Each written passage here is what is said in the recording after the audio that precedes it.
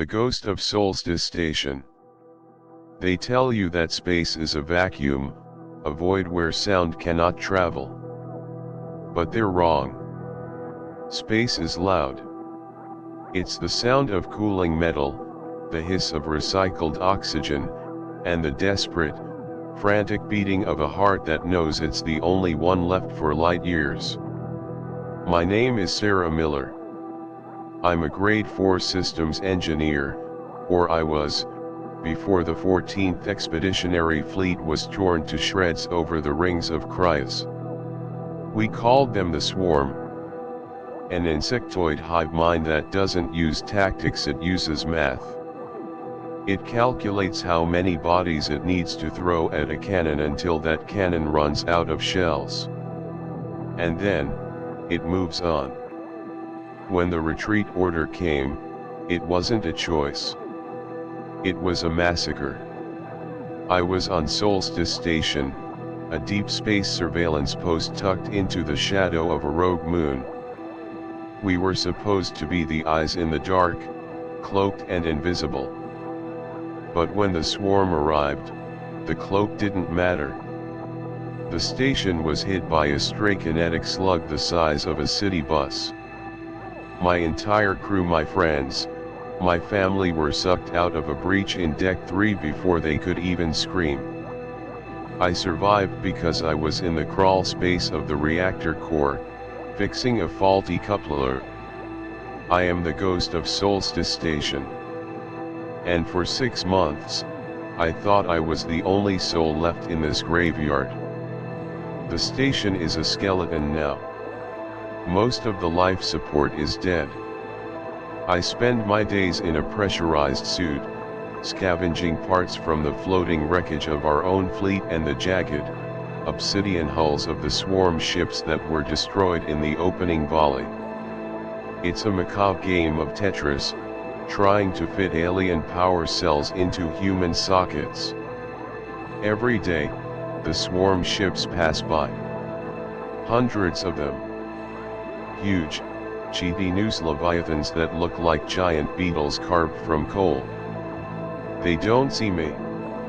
To them, Solstice Station is just another piece of space junk. I stayed quiet. I stayed hidden. I was waiting to die, just waiting for the last of my oxygen to turn to carbon. Then, the signal started. It wasn't a human distress code.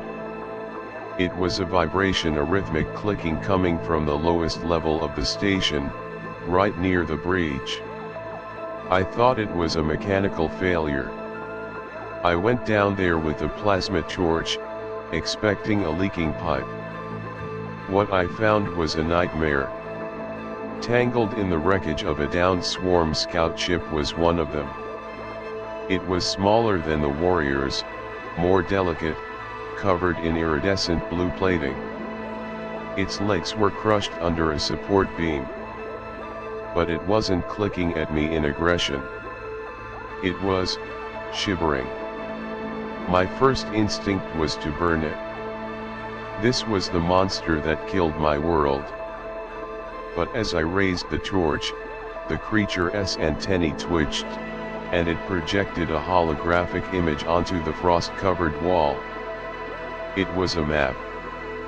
A map of our solar system. And Earth was glowing blood red. I realized then that this thing wasn't an invader. It was a deserter. Through a grueling week of rudimentary signs and translated clicks, I learned its name, or the closest my mind could get to it, K-Thun. K-Thun was a thinker, a node in the hive mind that had been disconnected by the crash.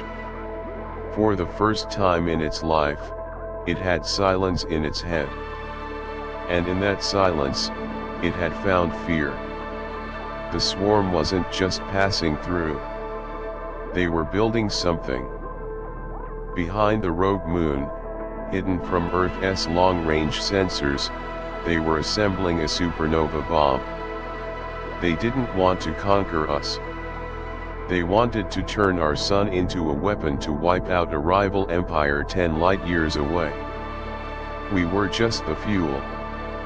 Kate Thun and I, we are the galaxy's most pathetic alliance.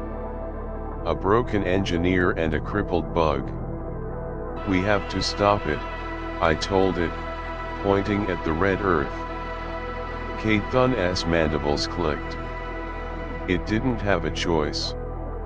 If the swarm found it, it would be reintegrated, its individuality scrubbed away like a virus. We spent the next month working in the freezing dark. I became a surgeon of machines, grafting human thrusters onto a swarm boarding pod. Kate Thun provided the codes. It showed me how to bypass their biological locks using its own harvested fluids. It was disgusting, and it was the most beautiful engineering idea ever seen. Every time a swarm patrol passed, we held our breath. I watched Kate Thun's iridescent plating go dull with stress. I realized then that the hive mind wasn't a collective of evil, it was a collective of slaves. And Kate Thun was the first one to breathe free air. The plan was simple, a suicide run. We would take our Franken ship, slip through the swarm's perimeter using Kate Thun's biosignature, and overload the bomb's containment field. As we strapped into the cramped, organic cockpit of the pod, Kate Thun reached out a clawed limb and touched my helmet. It didn't use a hologram this time. I felt a surge of emotion through the station's remaining comms, not words, but a feeling. It felt like the warmth of a sun that hadn't exploded yet. It was gratitude. Ready, Ghost, I whispered. The pod's engines roared, a mix of human chemical fire and alien plasma. We tore away from Solstice Station, leaving the graveyard behind. The space between the station and the bomb was a forest of monsters. Thousands of swarm ships formed a living wall. We wove through them, a tiny speck of dust in a hurricane. Kate Thun was screaming in its own way, broadcasting false all-clear signals that were tearing its mind apart. I could see its blue plating cracking from the mental strain. Hold on, I yelled, slamming the thrusters to 110%. Just a little further. We reached the heart of the construction, a sphere of obsidian the size of a moon, humming with the power of a dying star. This was it. The end of the line. I didn't expect to survive the blast.